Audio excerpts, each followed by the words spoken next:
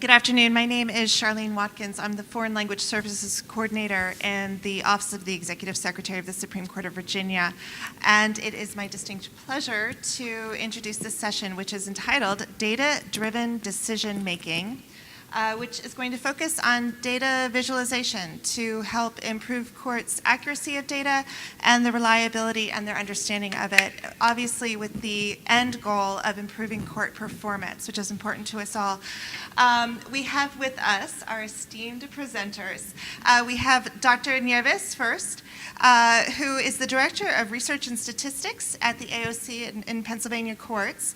She also teaches Program Evaluation and Policy Analysis at the University of Pennsylvania School of Public Policy and Practice. And we also have Dr. Diane Robinson. She is the Director of Research Justice Statistics at the Arkansas AOC. And she is the former State Director of CASA and coordinator of the Court Improvement Program. And so I'm going to go ahead and release the floor to them. This is being streamed, so I'm going to remind you, please use the microphone for questions, and please don't forget to, at the end, rate the presentation, and as well as the presenters. So thank you so much. Great. Thank you. Appreciate it. We're glad y'all are here today. This is such an important topic, and one that Kim and I are both very excited about and very passionate about. Our court systems for many years have spent a lot of time and money and energy focused on collecting data, putting into place case management systems, e-filing system, various ways to get data into the system. What we want to talk about today is looking at the data, using the data strategically, using data to improve outcomes for our courts. And that's the focus of our session today. Yeah, for 20 years we have been focused on acquiring data, stockpiling it, correct? We didn't have automated systems 15 years ago that were sweeping data out of the case management records. I remember using index cards and tally cards and transferring that information onto spreadsheets. Now we're in the situation of be careful what you wish for, because we have mounds of data which have actually outpaced our ability to deploy it strategically. We want to learn how to make data-driven decisions that are going to assist us in monitoring and evaluating our operations, informing policy and programming decisions, budget and resource allocation, and we're not really often in a place to do that because our data are not up to the task. Our willingness is, our enthusiasm is, but the data aren't there yet. So Diane and I have come up with a strategy for bringing the data to make it fit for use for these more elevated purposes. It only works if you stand in the right place. So we'll stand in the right place. We'll stand in the right place. We're flexible. We are, as we've already shown. For those of you who were in the plenary session yesterday, what we're talking about today really hits different learning styles and what people care about. So on the top level, for those of you who are more in the pioneer or driver categories, we are definitely talking about big picture. How do we use data to accomplish strategic aims? For those of you who are more in the integrator and guardian, we want to reassure you we will also be talking about data quality and some of the details that make all of this work. So the four things that Kim is going to talk about that really underlie using data effectively. So here are the four preconditions, if you will, four prerequisites that your data needs to meet in order for it to be fit for the use of data-driven decision making. Now the first one, I know, data are accurate, duh. But there are so many ways that data can now elude accuracy and defy us. Even the more sophisticated the systems are, the bigger the data sets, the more problem areas we find in accuracy and data quality. So I'm going to give you an example. Well, first we'll go over the many ways in which data can be inaccurate. Duplicate records, correct, in our case management systems. Missing records. Diane and I's favorite, text fields. And I don't care that there are all kinds of software out there that will read text fields for us. It does not control the junk that people put in there. Not to mention the discovery that none of your coworkers can spell, yes, which is what I learned from text fields. Incomplete data, which I will give an example of. Incorrect entry, which is the human beings putting the wrong data in. Even better, programming errors, where reliably, dependably, and consistently, the system itself is turning out the wrong data. Outdated data, what is the life cycle of data? Stuff 10 years ago is not going to properly inform what the decisions that we need to make today. So when do we call it and take that stuff out of our decision-making process? And everyone's favorite, the other category, which is whatever you want it to be. Right. So what does it mean if you're trying to use the data and you get 70% other? What can you learn from that? Nothing. And if there are 15 perfectly good choices in a menu and other is choice 16, guess what people choose? Other every time. And so I'm a big advocate for getting rid of other where you possibly can. We've worked to do that in our system. If you have other, then you've got to have that dreaded text field so that you can hopefully get some idea of what's actually being included in that. I'll just be the clicker person. I can reach over. Okay, so I'm going to give you an example of data that are incorrect. I'll take care of what you're talking. That's right, I got it. You got it. Okay. So we have a wonderful department of corrections, of communication in our AOC. And the responsibility of this department is that they are proactive in sending out media stories. They interact with the legislature, with the public, helping to clarify our data, helping to clarify the news stories that come in through from the public, and helping to hone the interests and provide information to the legislative branch. So one of the things that they do is they put out these infographics. They often tell data stories that are of interest based on the requests that they get. This particular infographic is from our problem-solving courts. Let me tell you a thing or two about problem-solving courts in Pennsylvania. We don't have state funding. Each of these problem-solving courts, and right now we have like 119 of them, are responsive to local funders or grant funding. What we do is we certify them based on the array of best practices that we've identified, and we also provided them with a case management system, which is not mandatory. And because we don't provide them any other funding, there's not a heck of a lot of incentive for them to enter into it. They're already entering information in the probation system. They're already entering it into the criminal system. And so to take that extra step and put it here into the problem-solving court system has been a challenge to make that appealing. Didn't stop communications, however, in the very youth of this system to request from the problem-solving court unit a couple of metrics to put together an infographic. So they did. And this is what went out in our newspapers. We'll just focus on the bottom corner, 2,587 referrals. That's pretty good. 382 of those participants furthered their education during the course of their participation. 21,412 community service hours. 568 who were unemployed became employed, and 13 drug-free babies born. Not really. That number of 382 improving their education level is really only 15%. That's not a lot to brag about. 22% of the unemployed became employed. I know it says 88% math wizards, it's 78, but 78% still don't have a job. It's not very good. 8.3 community service hours per person for that calendar year. But that's not our problem-solving court. Our problem-solving courts are awesome. We have much more robust outcomes than that, but this is what the system had because of incomplete entry. Here and there, now and then, some guys in some counties, some gals in other counties were populating these fields. Others just weren't. But there was no one in charge of looking at the distribution and making sure that these data were valid and robust and fit for the use of informing the public. So we had to walk these numbers back. And that's not good, because the first time you have to walk numbers back, the credibility of everything you do thereafter is called into question. So the accuracy of the data has an elevated importance in this day and age when information travels fast, it travels wide, and walking it back can have long-term implications. And that data that used to live in file folders and file cabinets and was completely invisible, now it's out there for the whole world to see. And so having incomplete or inaccurate data has much bigger consequences than it used to.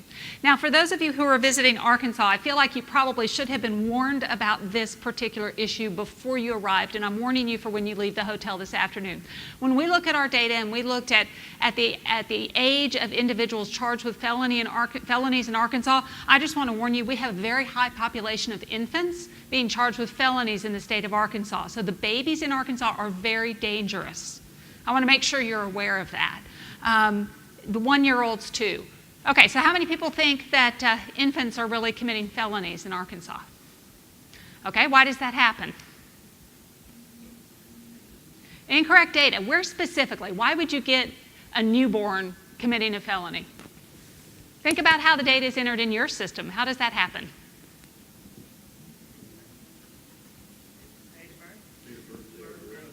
They put in the date of arrest as the date of birth, or they put in today's date as the date of birth, or they might have gotten the month and day correct but put the current year in. That's a really easy data entry problem, right? And it's really common. I showed this slide at another meeting, and like an hour later, somebody came up to me holding his phone in my face. And I was like, whoa, tell me what I'm looking at. He said, look, it's our infant felon problem. We have the same problem you do. So it's not just us.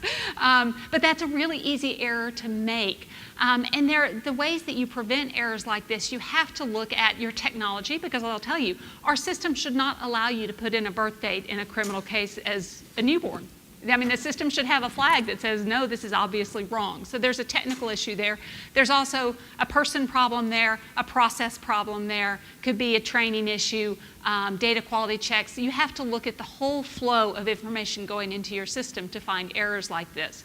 This is also a little preview of how incredibly helpful data visualization can be. Because if you were looking at birth dates on a spreadsheet, this wouldn't stand out to you. But you throw it in even just a simple bar chart, and you can see that you've got a problem with your data. And again, what Kim was saying, it undermines our credibility, because we know that's not right. So that's a real issue. Here's another example, and you don't have to know anything about geography of Arkansas to recognize the problem here. What we've done is we've looked at what judges every case in this judicial district in Arkansas are assigned to. You don't have to know anything about Arkansas geography to tell me where's the problem here. How likely is it that a judge in this corner of the state is assigned to a case over here? Like, it's not. But what's the problem with that? We know that it's wrong. Again, data visualization just throws that and makes it really obvious to us that there's a problem there. The problem is, okay, the judge in the northwest corner of the state is probably going to say, not my case, not my problem.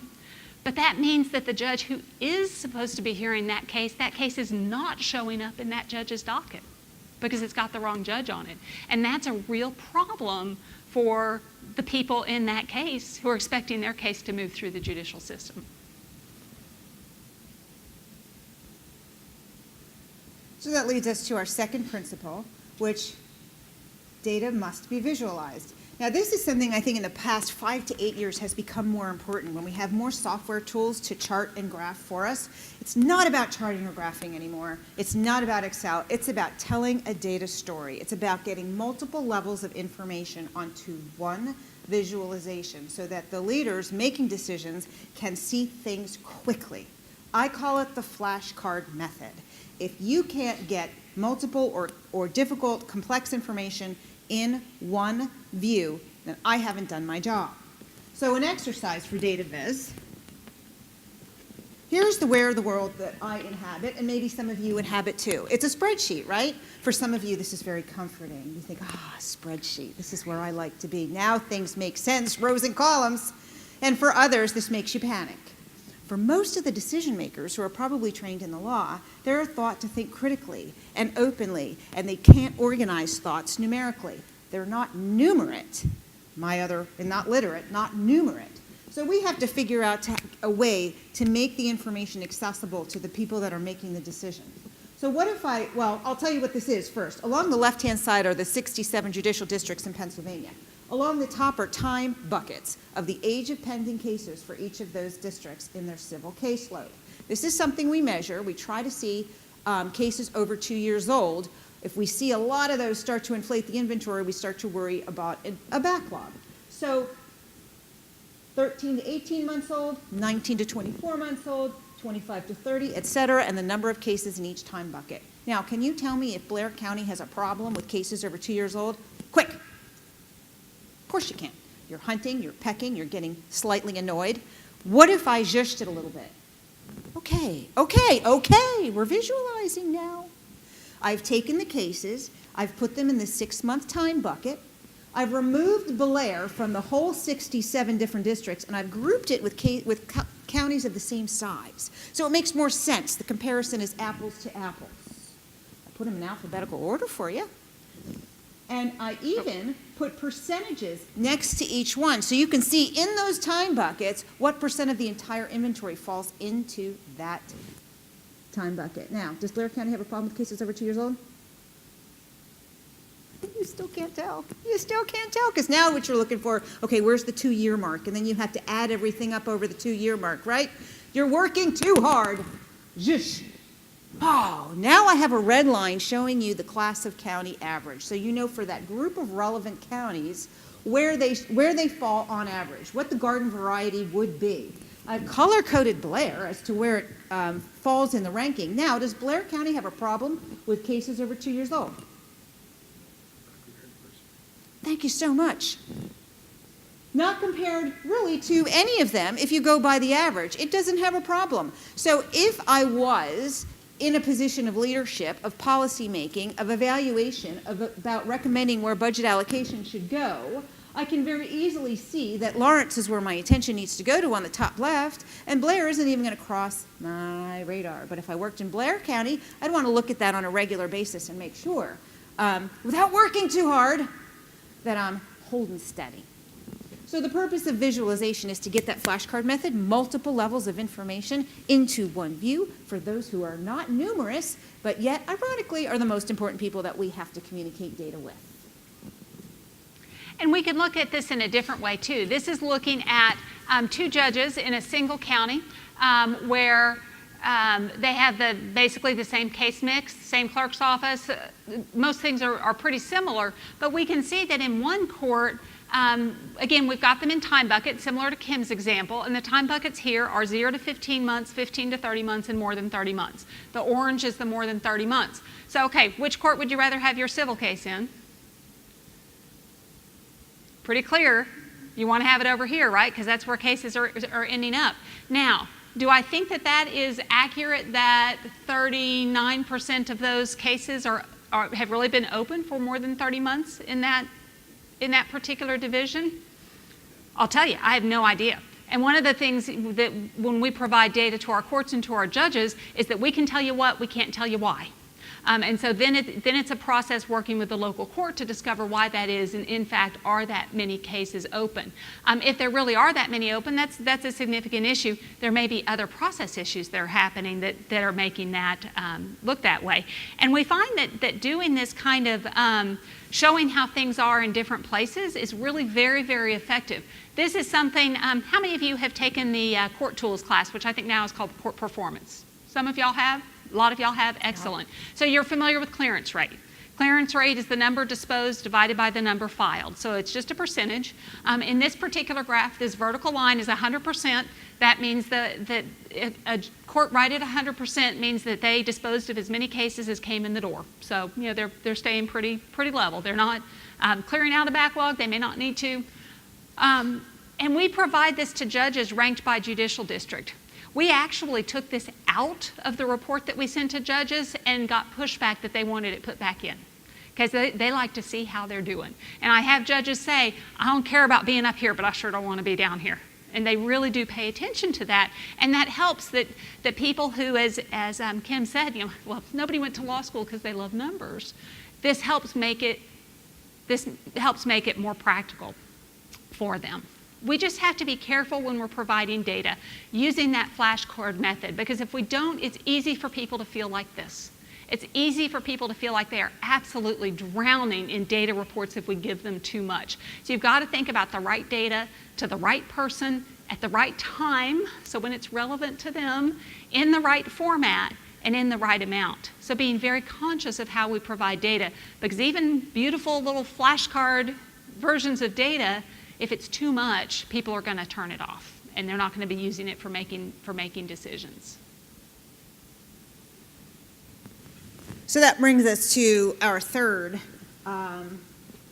precondition for having our data fit for use for decision making and informing policy. Assumptions need to be shared. And there's where we get a little bit more artful about things. And I'm going to go ahead and use an analogy here. I got it. So what I mean by shared assumptions is everyone's on the same page thinking the same thing when you mention a concept. So I'm going to use an analogy which my sister has helped me to understand about assumptions. My sister came to live with me for a couple of weeks. Anyone have other adult siblings? Could you imagine that? She came to live with me for a few weeks because she was moving away. She was moving to Rochester, New York, and we're in Philadelphia. And part of her new start was she was going to hang out with me because I'm a personal trainer. So she was going to follow me to the gym in the morning to work out. She was going to follow me to the gym in the evening and watch me train my clients, and she was going to establish good habits. So we started on day one packing our workout bag with our workout gear, with our workout drink, our workout towel, our workout water, our workout sneakers, and our damn enthusiastic workout attitude. So we got into the car and we went over to the gym, and when we arrived, we got out on the gym floor, and this is what I assumed was going to happen when we started working out.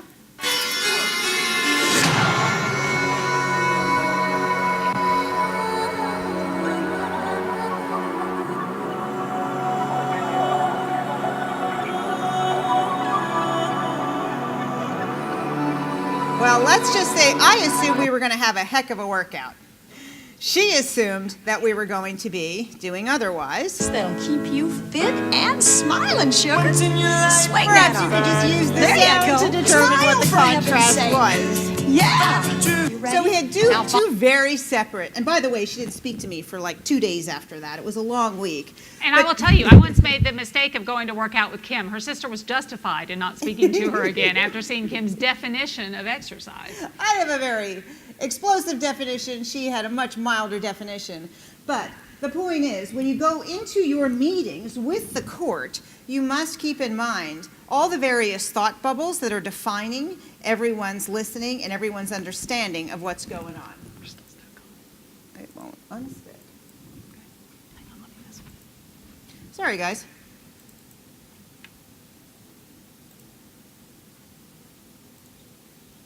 Maybe in presentation mode it will change. We won't go into presentation mode either. In any case, the number of thought bubbles that are going to elevate to the ceiling as you think about terms like high conflict case, a closed case, complexity, backlog. All of these words are loaded with assumptions that might be different for a judge. A judge might say in a civil case, well, I have no backlog. The minute I get the case, I schedule it for trial once it's ripe for decision. Whereas that case might have been on the docket for 4 years, undergoing a lengthy discovery, and the court administrator is thinking to him or herself, that case is part of a backlog.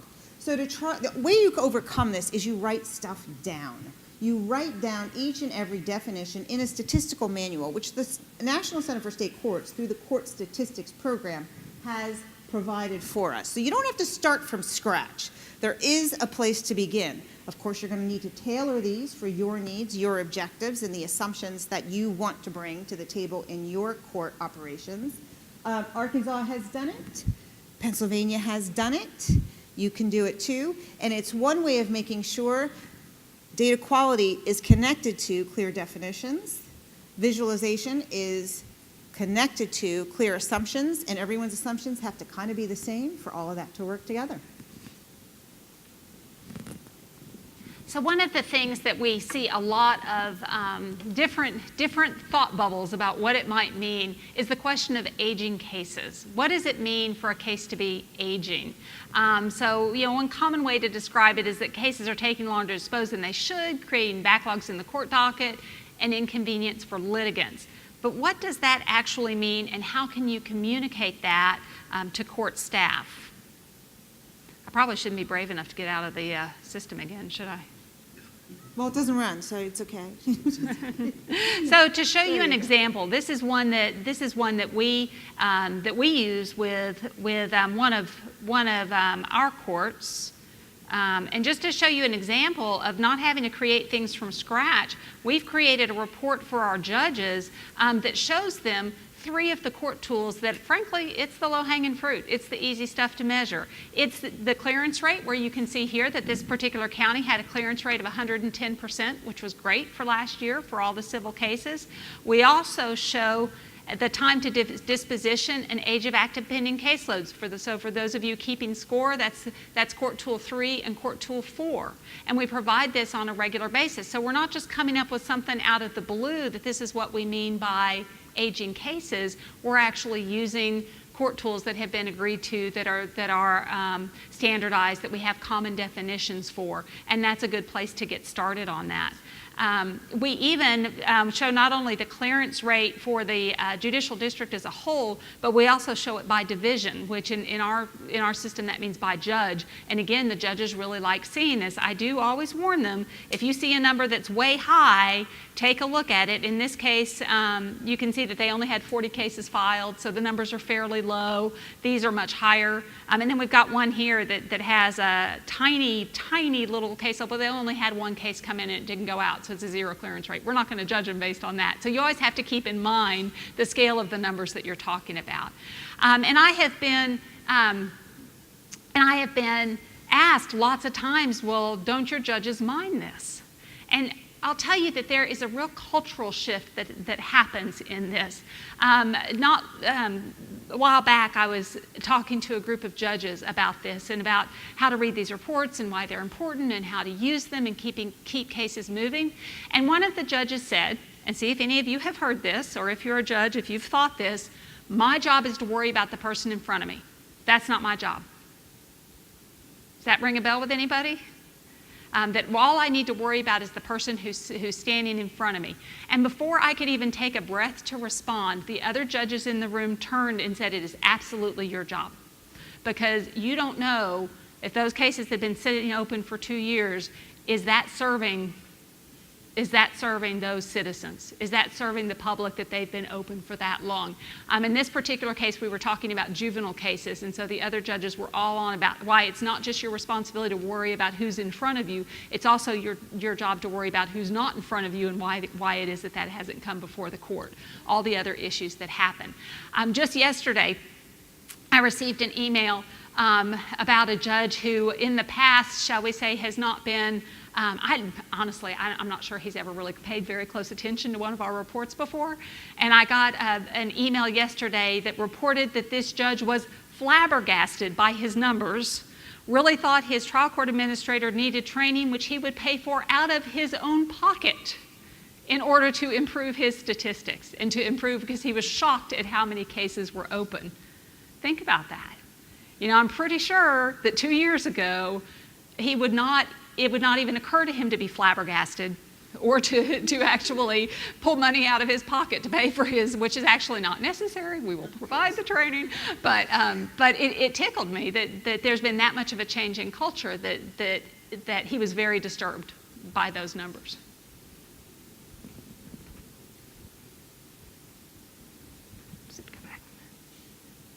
I think we're headed into the last of the 4 preconditions for data to be elevated for the use of decision-making and policy-making and evaluation, and that is, agency objectives have to be clear. It's a little bit different from assumptions have to be shared, and I'm going to use juvenile delinquency to illustrate the objectives precondition. So in Pennsylvania, top right-hand corner, the juvenile delinquency numbers since 2005 have gone down 61%. Your filings in your state probably look a lot like that. Arkansas, in the bottom corner, had a 21% decline in the same time period, but it's all going the same direction. Here, I'll come back and I got more flying lines coming at us. So using the Pennsylvania line, if I grab that 2015 to 2017 number, and I hold on to that 61% decline and stretch the timeline back out another 20 years, you can see that 61% is not quite as precipitous. It's really a little bit of a correction on a bump in the 2000s. And if you look at other measures over the same time period, this is from OJJDP, an estimate of juvenile court processing. If I fit the Pennsylvania line to that, same bump, same basic trajectory. If I fit the national arrests per 100,000 folks in that same period, same bump. I guarantee you Arkansas's line is going to do the same, and your state line would likely do something very similar. So what was going on in that bump that we all shared? In 1989, does anyone remember the Central Park jogger case and the Central Park Five that were wilding in Central Park and were accused of and convicted of raping a woman who was jogging in the park? And I was just noticing, I remembered this morning as I was looking through some notes that Donald Trump had taken out a page in the Daily News in New York at that time advocating for stricter sentencing, harsher laws, just basically criminal, specifically juvenile, and more cops and law enforcement resources. So this was the flavor of the times for juvenile delinquency. Since then, we kind of learned that, when the bookend of that was Columbine in 1999. So there was a tremendous, robust, and enthusiastic effort to be tough on juvenile crime. In the middle of that time, as the super predator was, there was a Princeton professor named John DiIulio who had the concept of the super predator. He predicted that by 2010 we would be drowning in about 300,000 super predators if we didn't do something then and there. But in the middle of that, and this is another video, so let's just hope that this runs, there was this campaign ad by a judge in Pennsylvania.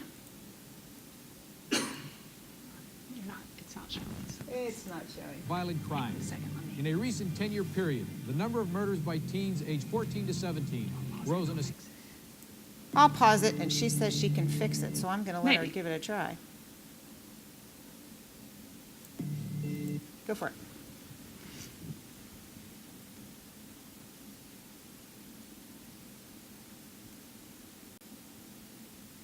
You can just play the sound.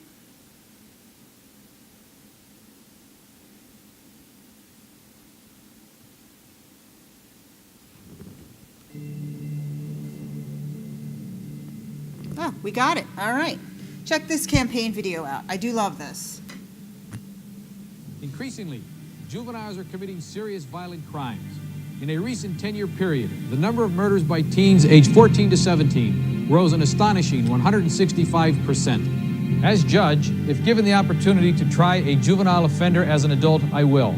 If you're a teen and convicted of murder, rape, or violent crimes against our children or the elderly, you can expect that I will impose the maximum sentence allowed by law. Mark Ciavarella, a judge to protect all of us.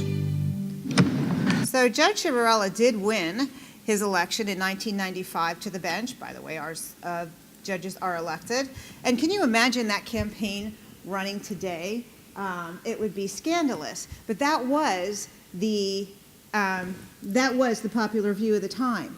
Now, Judge Ciavarella, many of you might recognize his name as the judge that was convicted under some federal statutes for the Kids for Cash scandal. In short, he was accused of using his position of power to cut off the funding to the existing juvenile detention center in his district, to facilitate a contract for the building and development of a new juvenile detention center, and he was given a finder's fee for that, and on an ongoing basis was convicting kids or confining kids and adjudicating them delinquent and putting them in secure detention for basically very trivial matters. This went on for several years before it was discovered. And how it was discovered was largely by looking inside the data and the fact that Luzern's data wasn't trending in the same direction as everyone else's. Yeah, that's perfect. Raise your right hand. Do you, Mark A. Ciavarella Jr., solemnly swear that you will support... So what I mean by assumptions need to be, or rather that agency objectives need to be clear, you need to know ahead of time which ways are those trends supposed to be going. It was noticed that Luzerne County's waiver of counsel was 10 times higher in the courtroom than it was for the rest of the state. It was noticing that their secure confinements for juveniles were far higher than it was for the rest of the state, and that's how the anomaly was identified. But one needs to know, where should my data be? Maybe you like the fact that your data are trending in an opposite direction. Maybe that is a progressive notion. It's not an assumption, it's just the idea that you need to know exactly, and the agency needs to be very clear as to what the objective and the end goal is for looking at data trends. So your data are visual, they're already accurate, they're visualized so you know which way they're going. You have shared assumptions so you know what the data mean, and you all have are considering you have an end goal in mind. With those 4 preconditions, your data are fit for the use of data-driven decision making.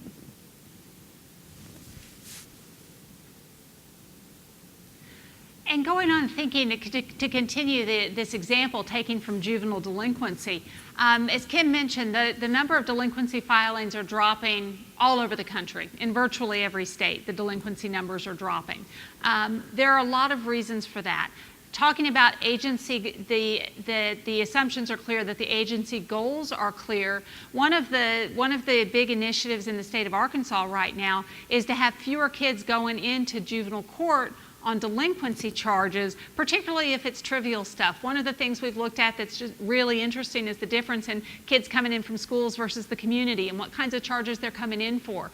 Our juvenile judges have really bought into the fact that the only kids who need to appear before the judge are the ones who have committed something that's really serious. So we're working on diverting those juveniles so they don't appear before the juvenile judge. Do any of the rest of you have things like that happening in your state right now? Okay, so that's great. There's a lot of research out there that this serves kids better, that we only need the high-risk kids actually coming into the court, that we can serve the other kids through diversion, it's better for the kids, it's more efficient, all of those wonderful things. What happens to your filings when you start diverting more kids? The filings keep going down. What does your legislature or your county governing body say when they see those numbers go down? You don't need as much money because you're not serving as many kids, right? That's where the funders' minds are going to go.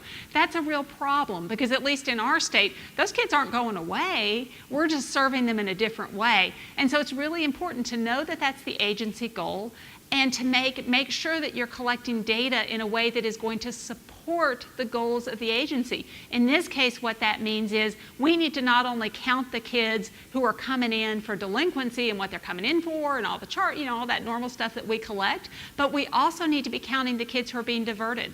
So the kids who are being referred to the juvenile delinquency system but are being diverted into other programs and other services so that we can show a complete picture of what our courts are doing. Because otherwise, doing something that we know is good for kids and is more efficient and using scarce resources more wisely can come back and undercut the very reforms that we're working to put into place. So again, making sure that your data collection is consistent with the goals of your agency.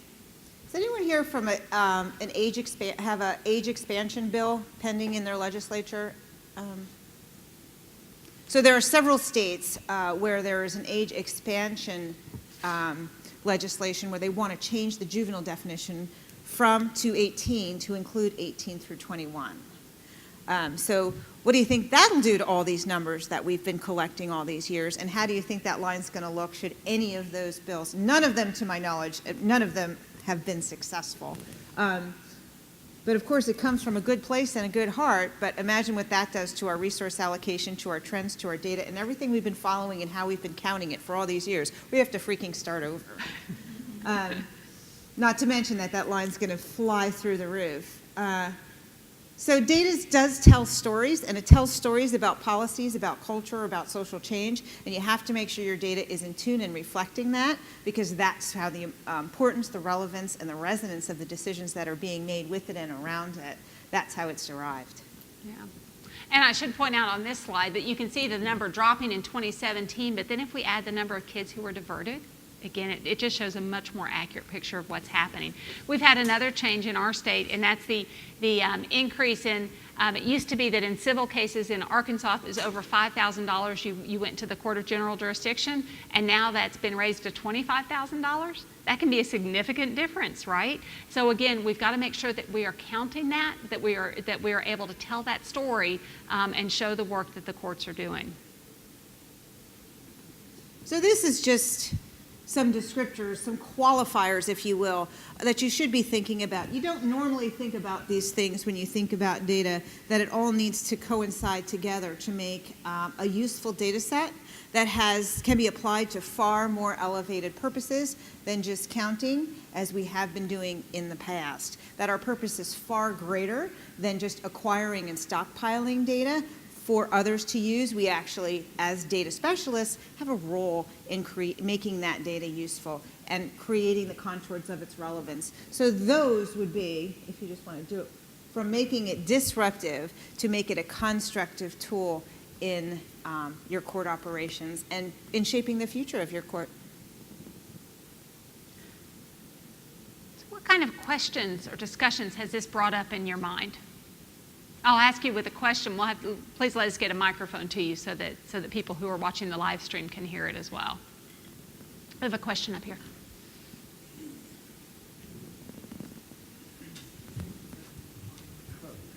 Since you're from Pennsylvania, there's an apocryphal story that I'd heard several years ago about the introduction of metrics to the judiciary, and that was, I'll tell you what the story was, and please, what I'd like to know is how accurate it is. And the story goes that the judges were promised that the metrics wouldn't be exposed to the public, but through open records it was, and a lot of consternation, but at the end of the day, that the judges were, I think, got very used to it and more accepting. Is that true? If not, what is the history of metrics with the judiciary and their acceptance of them? Yes. It's sort of true. So in Pennsylvania, we have a unique situation where we have more than several judicial districts where there is one judge. So there is this notion that we're very mindful of, that it can be construed as kind of putting a target on a judge's back. And those districts that have single judges are more prone to perhaps having what could be perceived as a backlog because, did I say they have one judge doing all cases? So there's reasons and contexts that could be misconstrued. So for that reason, one among many, performance measures have been resisted. Now, I think that we were very, very ahead of the curve when we had a statewide case management system put in. We were among the first. Now, we only have it in certain case types, but I don't think our sophistication and comfort with data was there at the time. Today, I don't think you would see the same resistance as additional categories of judges, for example, civil bench and others are being affected by automated data and more public data. But back then, that was really quick, it was really sudden, and it was sort of unprecedented. And those judges didn't really have any place to look for what the unintended or even intended consequences of having those data out. Now we know they were worse than we thought, right? Because we have to be not only mindful of the accuracy, the transparency, who's using our data being ahead of that data, we have the right to know laws. So now we just have to not be so afraid. And we have to tell the story, the narrative, and the context of why the data are the way they are. And I think we're getting better at that. And I think we're just becoming more used to, hey, our data, someone's going to get it some way, somehow. In Virginia, they even skimmed the dockets off of the internet after the Virginia Supreme Court said they couldn't have them. Mm-hmm. They just went in and they hacked it and they just got it. So we can't be afraid of the data anymore. All we can do is make sure that it's accurate, that we are prepared to tell the story of why it is the way it is, and make it a win-win. I mean, it's a story of our assets and our needs, and just to acknowledge that. Does that answer your question? It does. I have a follow-up. Oh, excellent. Make her run back up with a microphone. Okay. The follow-up is something that I'm having trouble with now in my own court and looking at metrics, because our executive in the county actually publishes judicial metrics. And what we do is we try our best to talk with them, work on the narrative, help them understand what they are looking at and what the complexities are. But one of the things I have a problem with in their presentation is when they show all of our different courts, and it looks like a horse race. And I wondered if you've experienced that, because we want each judge to understand their metrics and what it means for their court. We don't want them to feel that they're necessarily in competition with the other judges. Yeah, because we have certainly dealt with this question. I will say in general that we have found that to be quite helpful. Because I said, judges have said more than once, I don't care about being on the top, I just don't want to be on the bottom. It is a raising awareness. And I don't hear a lot of, I have to be the absolute best, though we have one trial court administrator in this room whose judge might say that, which is great, she's fabulous. But it helps them. Most judges in their day-to-day work have no norming process. There's no way for a judge to know if what they're doing is typical or atypical, if their time frames are longer or shorter than other judges. I mean, there's just no point of reference. Even when you have multiple judges in the same courthouse in the same county, these are not the kinds of things that come up. And so this helps them to orient themselves to how it looks. And we try, we don't talk about it in terms of a competition, but we talk to them in terms of what's typical and averages, and we actually find that to be very, very helpful in that way. It also brings up things that they may not have thought about.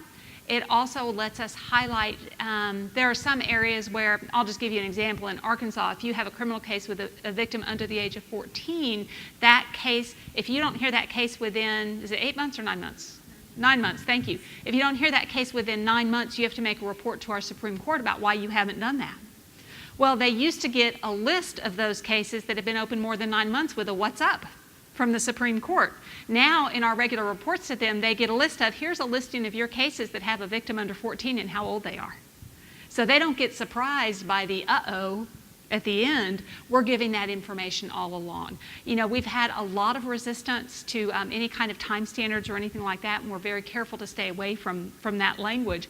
But again, just norming and saying, here's where your cases are falling, and here's how it compares everywhere else, we find to be quite helpful. So far, luckily, it has not been used in any sort of punitive way. And let me just tell you, all of our judges are elected. I mean, that's just the reality of the environment that we're working in. And I always tell them, if you don't look at it, somebody else is going to. So you better get ahead of it. Yeah. What other questions? I have a question. So a lot of the data that we produce and we provide, they are requested by individuals that have a point or Yes. an end an goal. agenda, perhaps. An end goal, we'll say. And so their objective requires them to request the data in a very specific format. And they want a yes or no, and sometimes that doesn't reflect the environment that we live in. And we have a very specific type of court system, and I'm from Virginia. And so some of the things that when we respond to data requests, it becomes something that it doesn't necessarily reflect our reality, it doesn't fit in their framework, and then we end up being told, oh, well, the Virginia courts don't do this, which is not exactly true. And so sometimes what I find in providing this data is that I find that what I don't say is problematic, and that I oftentimes am in a constant effort of contextualizing it, explaining it, instructing about it, and that it becomes kind of a lesson in, well, these are Virginia courts, we're a unified court system, the administrative office of the courts is called this and not, and so I end up having to do that lesson. And I'm wondering, how do you think someone in my position, just staff, would be objective at explaining what's left out in the requests that I'm answering? Or have you seen anyone do that effectively? Well, I mean, I'll tell you what we do, and I will just say, people ask for all kinds of data for all kinds of reasons, and we can't control that. And there are many times when I see a data request come in that I think either they have no idea what they're talking about, or that they clearly have an agenda. My worst is data requests during election season. The worst. I hate those. And so you know that there's something going on. I will tell you what we do, and that is with every data request that goes to a person external to the courts, we do a cover memo, which I'm sure everyone reads very, very carefully, that we use their exact words. Here's what you asked for. Here's how we pulled it, and here are the known limitations of that data. And that's where we put in things like, you ask for misdemeanor cases, only 25% of those are going to be in our statewide system. Or, you know, things where we know you ask for X, Y, or Z, and we know that we have a non-completion rate of what, you know. We try to give some context to it. Does that keep it from being misused? No, of course not. But at least we have documented. So I don't ever do it just in a phone call. I make sure that I do it in a letter that goes with the data, or in the email that goes with the data. But we can't. We don't live in a world where we can control that. What I will say is that if your state does not have a very clear written policy, and again, shared definitions, shared policy with exactly what you release to whom and under what circumstances, you absolutely need to have that written policy. Anything to add? No, we do the same. We have a public access policy. We fulfill about 500 different data requests every year, and they're all guided by the public access policy. So much of it falls outside of that. I mean, most of what people ask for, they can just have, and we try to do our best to qualify it. But I don't think in this day and age, I don't think the right reflex is to try to control the data. Just accept the fact that it's marching out the door. And what do you do with that afterwards? Really what is in our control is maintaining the quality of that data. And we actually have a data governance committee that we have just established this year, and part of that is, can we set quality standards for what goes out the door? So if it is incomplete, if it is missing, if we know that it could possibly have sensitive information in it that's unintentional, where are our parameters to say no based on quality standards? And I'm really excited about that, because I think that's going to help. That's in our purview. That we can control. And I think that's an excellent move. We do not have that. So if somebody asks for it, basically, we're obligated to release it under the standards of our written policy, which is why I do the I'll let you know how it works coda. out. Yeah, and then I'll steal it. Any other questions? We have time for a couple more. Anyone?